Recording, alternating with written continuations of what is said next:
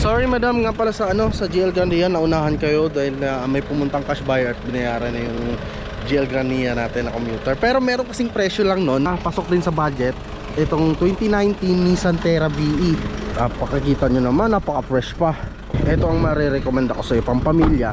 At saka kung naghahanap kayo ng mga fuel efficient at may power, ito talaga Nissan Terra. Papansin nyo, isa sa nagustuhan ng mga ibang mga buyers namin na maluwag yung legroom nya, spacious, kumbaga hindi ka yung nakaganon.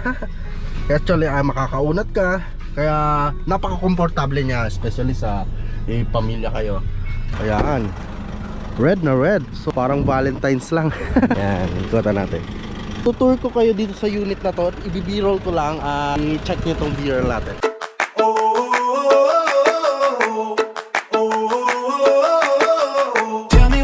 To get you feeling alive. Tell me how to show you it's a beautiful life. I'll do anything to pull you into the light, 'cause everything will change when you open your eyes. Yeah. So don't you let the sunlight go by without you. Don't you realize how lucky we are?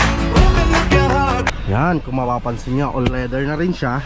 Actually mahal magpa-leather around 10,000 pataas ang pag magpapa-leather ka ng mga ganitong seat cover. Sa likod, check natin. Yan, meron pa siyang mga headrest na nandito sa tabi. So freebies na namin to sa inyo. Kung mapapansin nyo, so meron tayong extended screen dito.